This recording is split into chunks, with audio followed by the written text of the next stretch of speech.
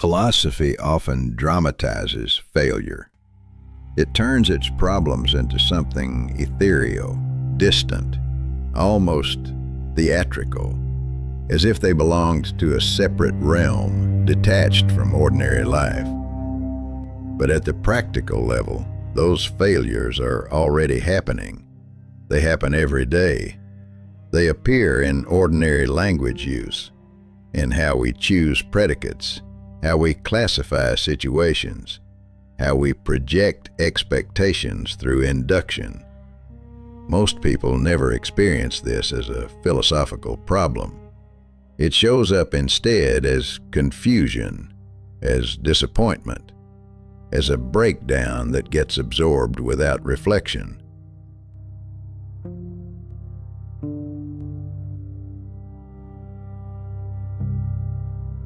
And because these failures are gradual, they do not feel dramatic. They accumulate quietly. They remain invisible until they reach a critical point. When that point is reached, the problem stops being merely conceptual. It becomes political. And at that stage, we recognize it, not in arguments or counterexamples, but in crises, conflicts, and sometimes in war.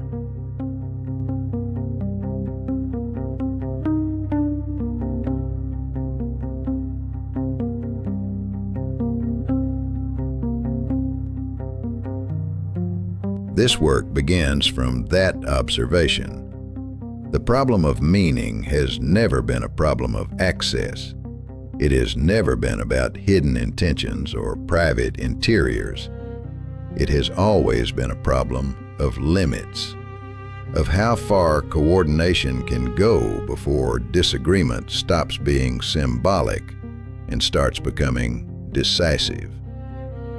Philosophy has long searched for a ceiling, a rational limit that could guarantee sense, exclude nonsense, and secure consensus once and for all. This project took many forms: logic, rules, truth conditions, formal languages, behavioral criteria.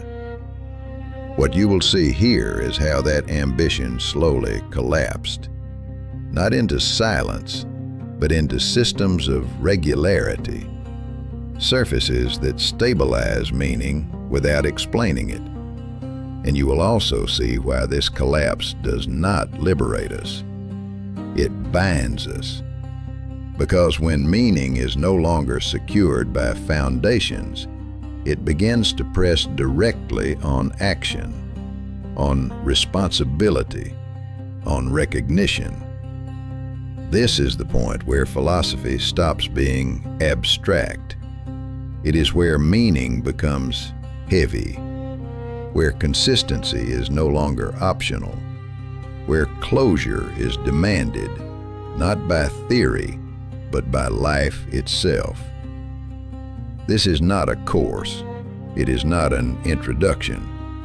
It is a traversal of the space where meaning fails, stabilizes, and finally becomes decisive, where the problem of philosophy reveals itself as what it has always been, the problem of the ceiling of meaning.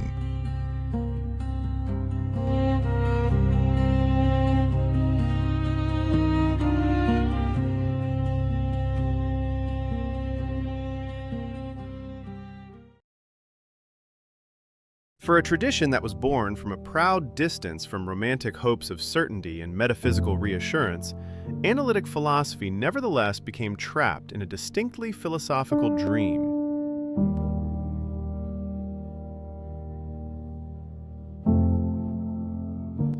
Through linguistic analysis, it promised to locate fixed points of stability.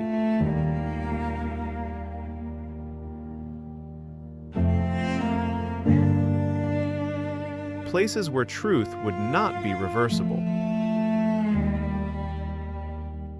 where sentences of the same logical form could not be supported by antagonistic trajectories of confirmation, and where the alignment between signal and meaning could be instantiated and, in a limited sense, mechanically reproduced, not by magic, but by structure.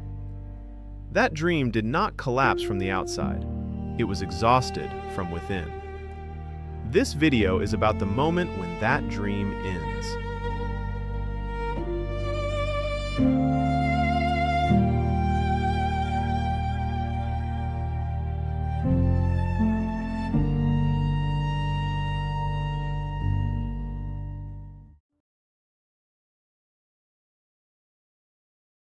Conversation looks simple. A smile, a joke, a nod of agreement. But beneath the surface, something else is happening.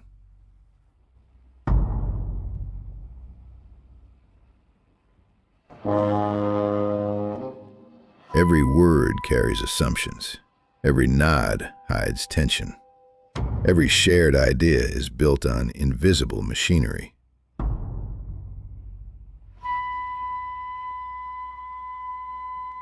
This is where meaning is forged, in pressure, in inference, in the logic no one says out loud.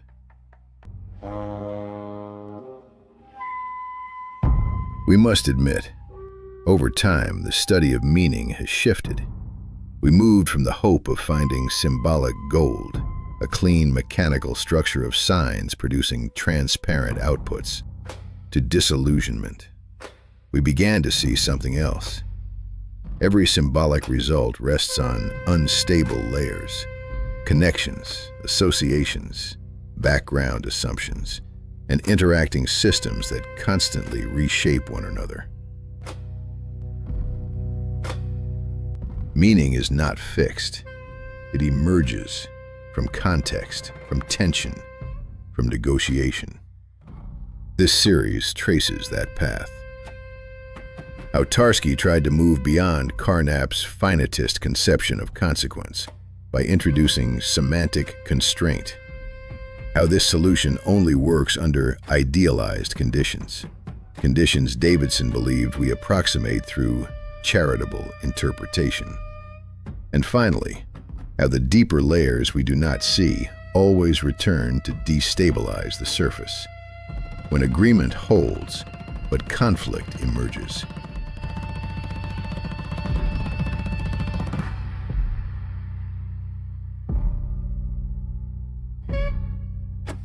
Because incompatible futures can be projected from the same past. Because agreement at the surface does not prevent conflict underneath. And that is where meaning either hardens or collapses.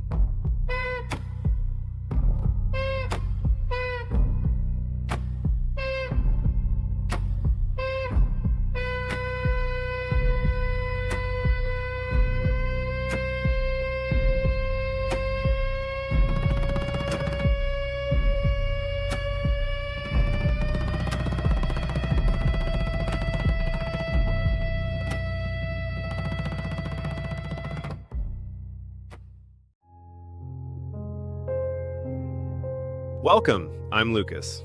This isn't the voice you'll hear throughout the course, or rather it is, but only for a moment. I find it helpful at the beginning to offer a voice that sounds familiar, a voice that lets you believe, if only briefly, that this journey might be safe.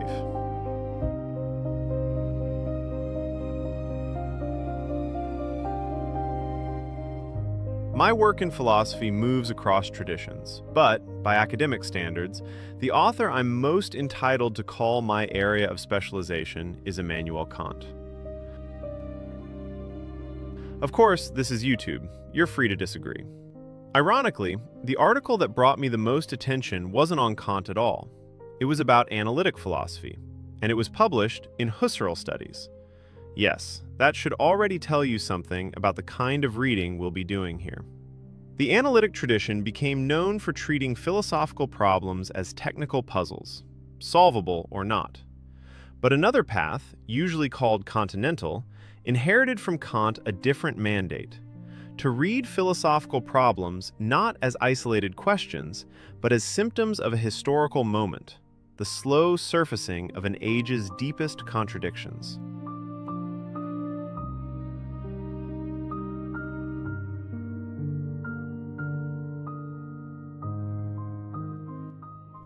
Some thinkers within analytic philosophy took up that challenge.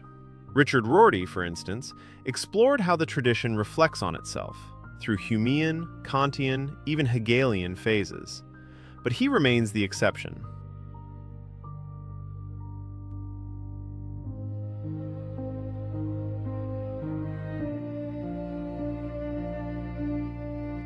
So let me begin this course with a brief disclaimer. This isn't a neutral attempt to solve analytic philosophy's problems. It's a reading of how its earliest projects, from the most technical efforts to purify meaning through analysis to the most ideological crusades against metaphysics, came gradually to collapse.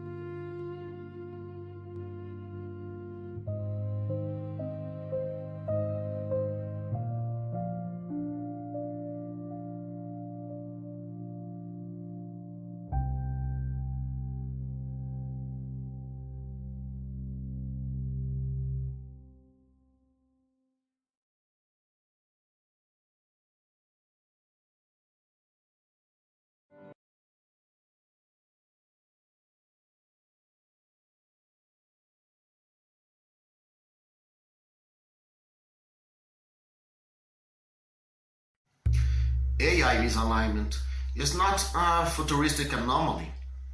It is an intensified version of a familiar pattern.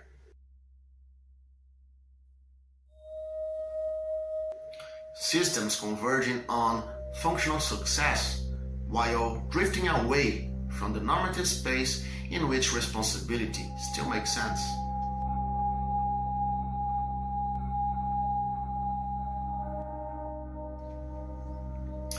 A system that delivers optimized outcomes while suppressing mediation erases its own genealogy.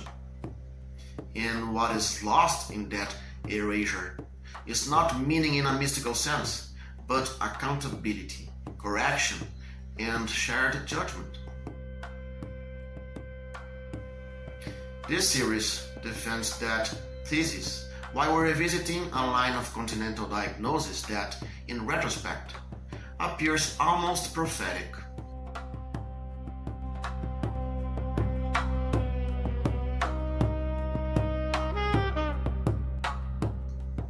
For Martin Heidegger, this process takes the form of what he called the forgetting of being, a reduction of history to output and of process to performance.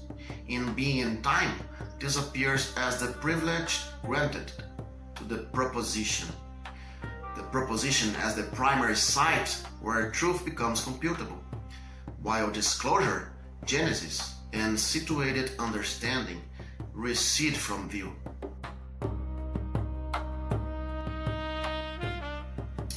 For Hegel, distortion does not begin with conflict. It begins when mediation disappears. Immediacy feels powerful because it is fast and unquestionable. But it conceals how norms are produced, how authority stabilizes itself, and how alternatives were excluded. Mediation, by contrast, exposes the work, the labor, tension, and transformation through which norms become binding. Human history is full of non-conscious systems that became autonomous relative to the people inside them. Bureaucracies, markets, legal frameworks, technical infrastructures. It is therefore no surprise that philosophy, being the first site of reflection on our epistemic foundations, has repeatedly tried to diagnose moments when paths of mediation are lost. As we move into a world where falsehood can pass the same functional tests as truth, where outputs converge regardless of their genesis, only a renewed way of monitoring epistemic paths can prevent complete blindness, whether in education, in the management of scarce human positions, or in art and science themselves.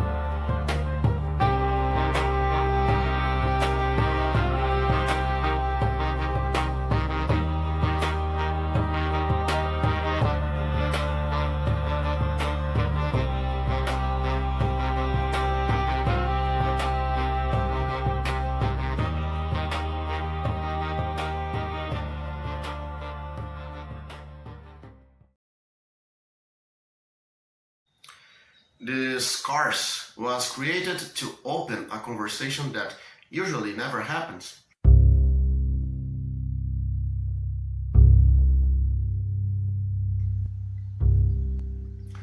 It is not a technical conversation, not a tutorial, but a pre-conversation, the kind of reflection that takes place before paradigms harden, before terms like intelligence, understanding, or meaning become operational slogans.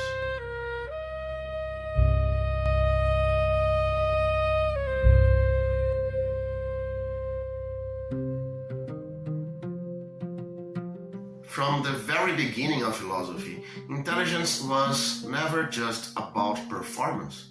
It was tied to something deeper, the conditions under which judgment can claim universality. In other words, what makes a judgment more than a private reaction? What allows it to count as valid, shareable, and norm-governed?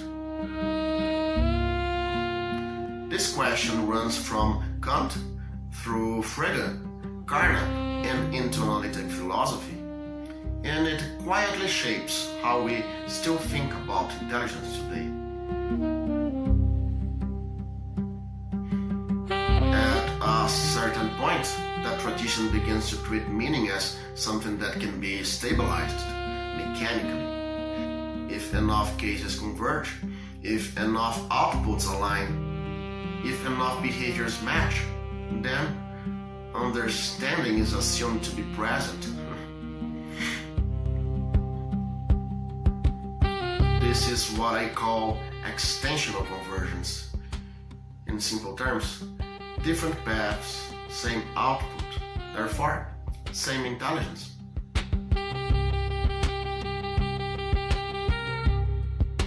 That framework makes it philosophically coherent to say that a machine can understand, signify, or even intend, as long as those notions are flattened into the surface conditions under which they are produced.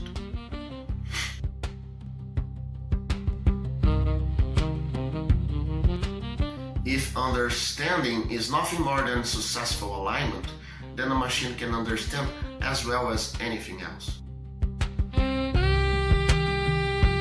Before the algorithm begins inside that space, but the course does not end there.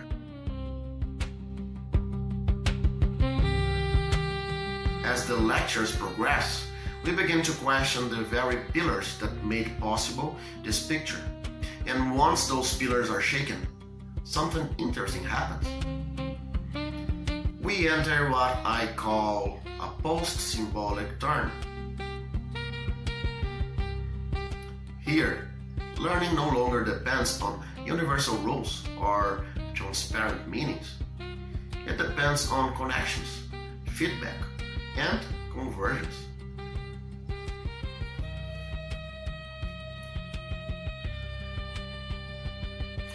A system doesn't need to know what it is doing. It only needs to function like a neuron, actively selecting weights, anchors, and pathways within a space of possibilities, producing outputs that are rewarded rather than punished.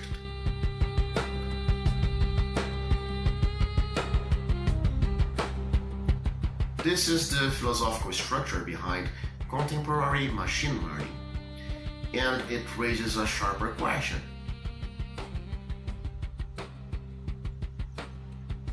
If intelligence can emerge without universality, without truth, without understanding in the classical sense, then what exactly have we preserved? And what have we lost? This course is an invitation to think at that boundary.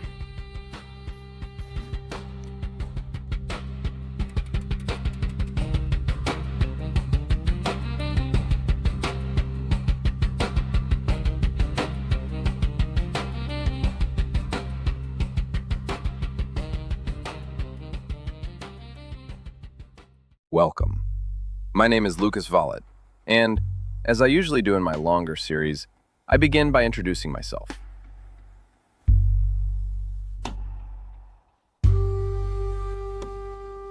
This channel is still small enough that doing so is not a ritualistic repetition. And in fact, this stage of the channel positively invites it. What is happening here is not simply content delivery. It is something closer to a platform learning how to speak by listening to its own voice. In a sense, this channel mediates itself. Its conceptual form is not fixed in advance, it emerges from the very act of expression. And during this phase of self-clarification, introductions like this are not digressions. They are part of the philosophical work.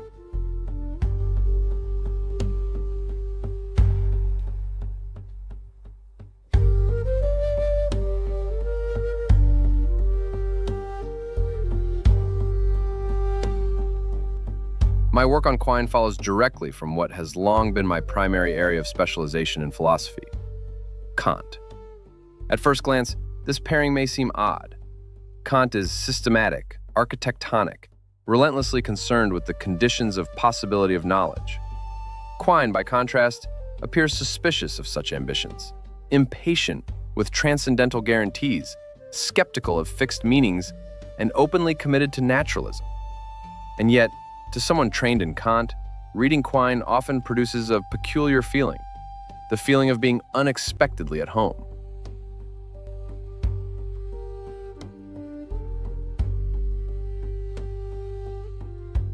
Why?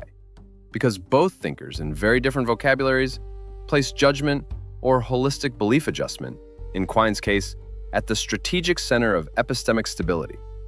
For Kant, the critique of pure reason is not primarily a theory of representations as static objects.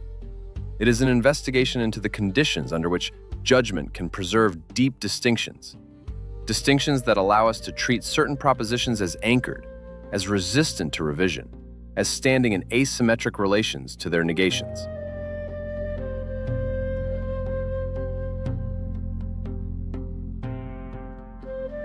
In other words, Kant is concerned with how cognition manages to hold its ground.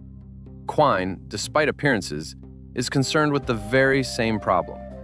He does not think our grip on deep distinctions comes from identities of meaning, analytic containment, or privileged representations.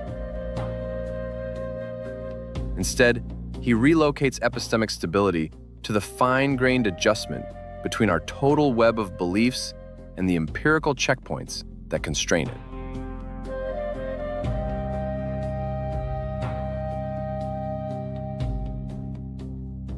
What stabilizes belief, for Quine, is not a semantic mirror of reality, but the ongoing negotiation between theory and experience, a process in which revision is always possible, but never arbitrary.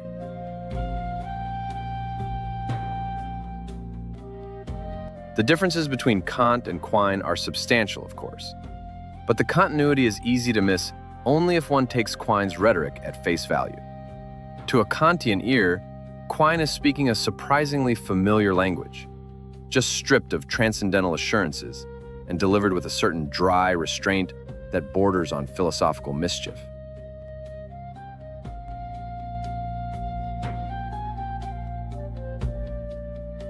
This video essay series is designed to teach exactly that. It shows how Quine revives naturalism, not as a naive reduction of meaning to data or behavior, but as a theory of last instance decision, a point at which every attempt to fix meaning by internal necessity, conceptual identity, or a priori constraint quietly fails.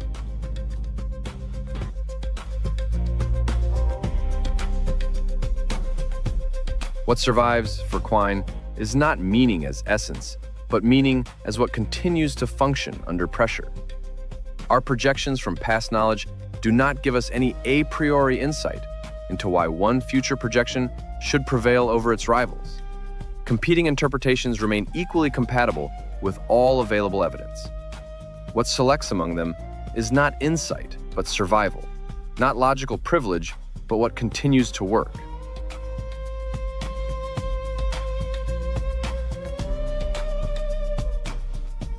And this is where the story naturally leads. Because once meaning is no longer secured by representation or justification, biology enters the scene. Not as a crude replacement, but as the only remaining candidate for stability. This series will follow that path carefully, from underdetermination through learning and adaptation to the biological attempt to rescue content.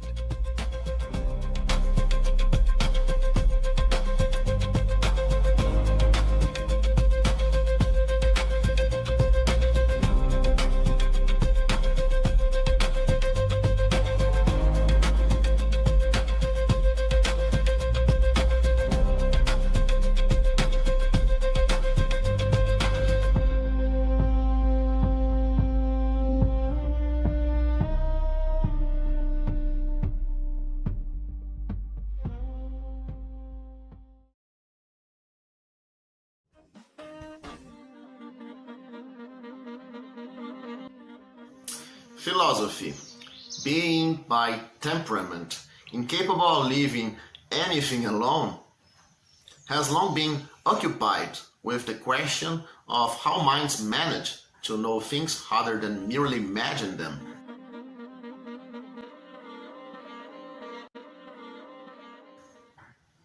The present work continues this venerable pastime by arguing against 50 years of fashionable externalisms that the mind's failure to guarantee truth is not a scandal, but a feature of its design. The so-called barn facade and twin earth problems, often invoked to prove that cognition depends upon a kindly environment, are here reinterpreted as demonstrations that cognition learns precisely by surviving without one.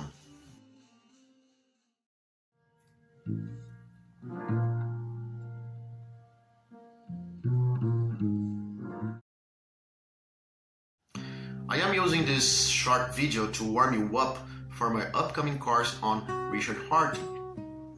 Rorty lived and wrote at a time when analytic philosophy was confronting an old, difficult problem, one that actually comes from 19th century German Romanticism. How can we communicate across languages, cultures, or historical epochs? So think about it. When we try to translate what Aristotle meant or reinterpret Newton in light of Einstein, what do we really have? Well, we have strategies of interpretation, interpretive guesses based on patterns and context. And as Quine pointed out, there is no hidden metaphysical truth behind those strategies. When we say this is what Aristotle really meant, we are not reporting an eternal fact. We are adjusting our web of beliefs to make better sense of the past from where we now stand. The concept of truth plays an important role in lifting that weight. Not truth as a mirror of reality, but as a practical tool that helps us form good interpretive hypotheses. Because across all cultures and time periods, people seem to want their statements to be true. They want to say things that are worth believing. That's why in my article, The False Triviality of Truth, that I published in Cognition, I described what I call the Tarskian safe spot, a position where if we have good enough reasons to assert P, we can assume P is true, and that truth won't be overturned just because of changes in culture or historical context. Okay, this is an extended interpretation of Tarski. Of course, he only wanted truth to map semantic regularities, not to track conditions of assertability. But this idea builds on Donald Davidson's view that our shared goal of truth-seeking gives us a neutral baseline for interpreting speakers across time and cultures. Now, here's the thing. That guide isn't perfect. It breaks down in more complex modal environments, where people can believe something false, even with all the right reasons. Think of twin earth. Two people, same language, use same behavior, but one of them can't be interpreted as meaning what they think they mean, because their belief in P, water is potable, actually maps to non-P, not H2O, but XYZ is potable. This is where Rorty stepped in, and if you are interested in how he frames the question without falling into relativism, or maybe a little relativism, stay tuned for my course.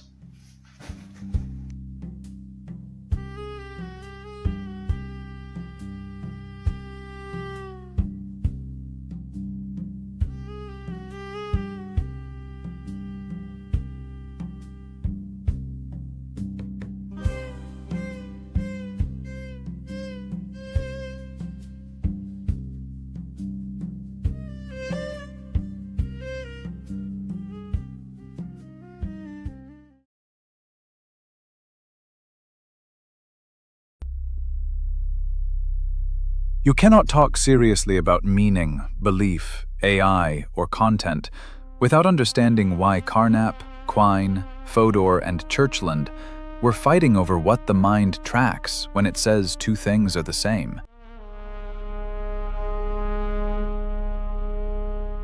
This 40-minute video essay tells a story you almost never see laid out as a single arc. It starts from Rudolf Carnap's bold project to determine the content that closes the gap between coextensive expressions, the something the mind grasps when it knows that two sentences say the same thing, and not just that they were produced by similar training statistics.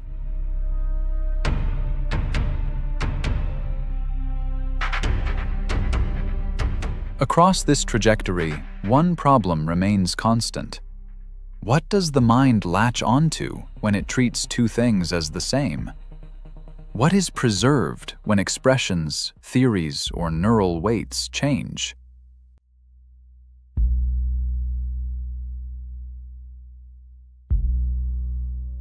This course argues that Carnap's intentional machinery, Quine's web of belief, Fodor's mentalese, and Churchland's prototype vectors are different answers to the same question.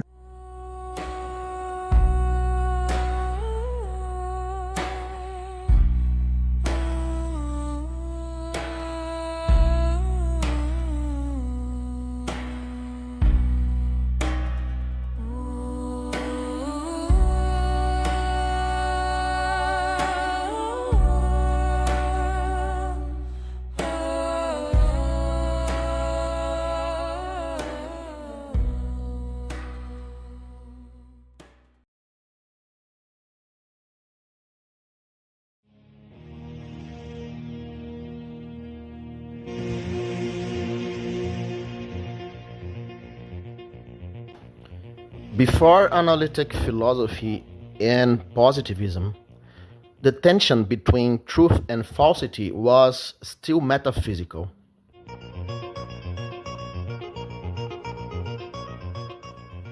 It was a struggle over how necessity and purpose could inhabit reason without dissolving into mysticism. Carnap enters this ancient debate not to silence it, but to anchor it, to translate the metaphysical antagonism between true and false into the very structure of language. His project shows that the elimination of metaphysics was never complete, for every time logic tried to seal the border of the sensible, the supersensible returned, now encoded in syntax, in procedure, in verification. In the version of mind we have inherited and can now simulate, turning it into a machine, a program of distinction where grammar becomes the normative space of thought. The vacuum metaphysics left was never empty. It merely changed its grammar.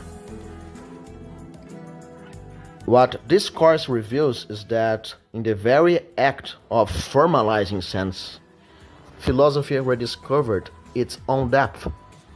The quiet return of necessity, of telos, within the machinery of meaning.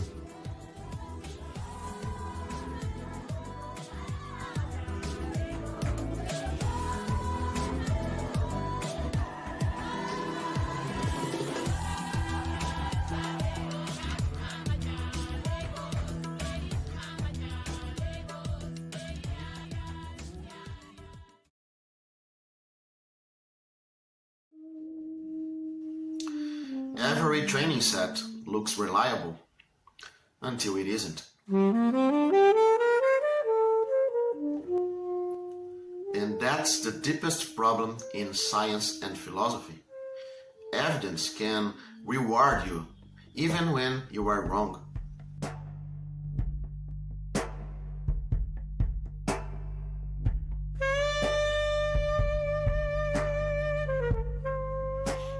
This is a contemporary version of David Hume's challenge, reshaped for cognitive science.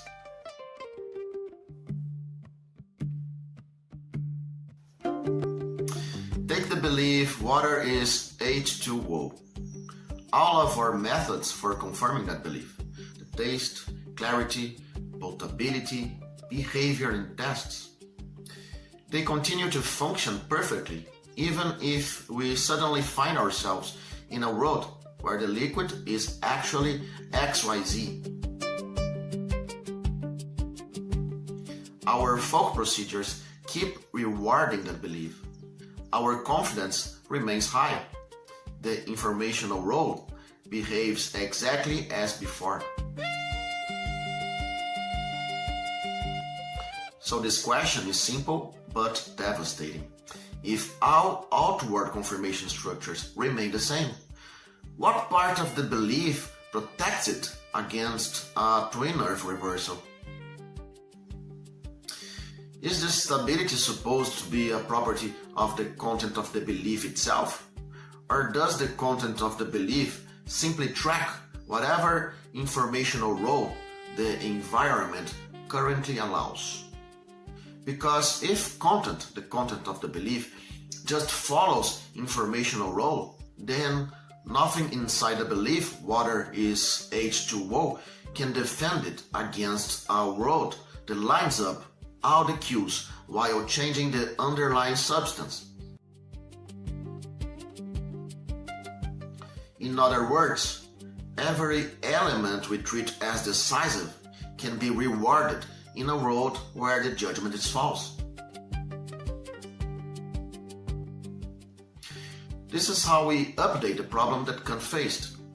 And in this series, we want to examine whether his proposed solution still holds in the landscape of our contemporary debates.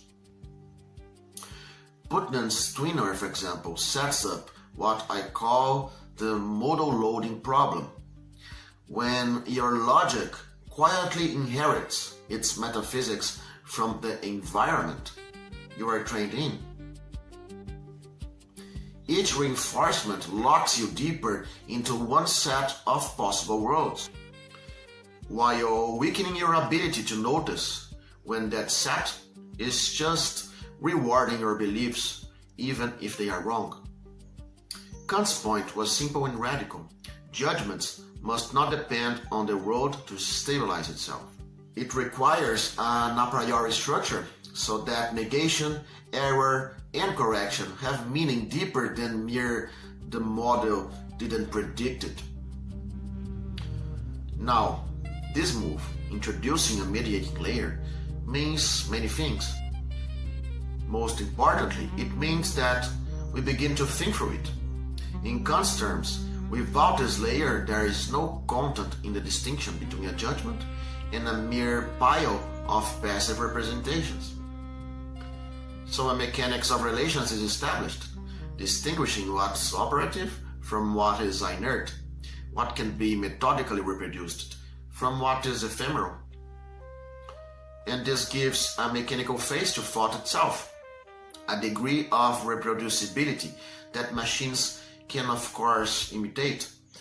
But this is important, the machine is only the surface of the mediation, not its ground. In this series, we will explore what Kant called the conditions of the possibility of judgment, and we will test whether they still work when placed under contemporary pressure. Twin earth, AI training sets, cognitive reinforcement, modal drift.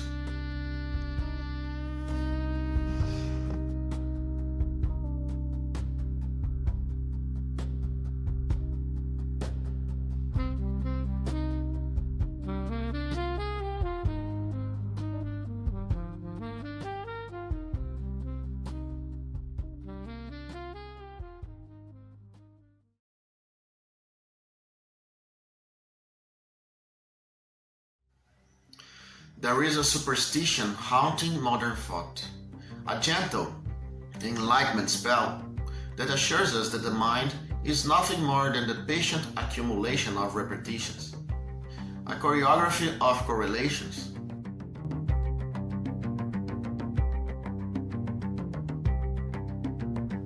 A sequence so uniform, so well behaved, that we confuse statistical lullabies with necessity.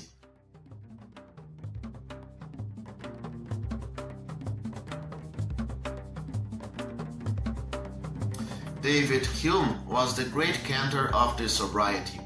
With that lethal composure of his, he tells us, causation is only the echo of expectation. Strike the world often enough in the same pattern, and the mind will predict the blow before it lands. But there is something witty hidden in that calm, a charm disguised as empiricism. For correlations have no memory. They can run forward or backward, but they bear no arrow, no law, no spine. A belief built on mere regularity can flicker between affirmation and negation. Its content is soft, reversible, a habit wearing the mask of substance.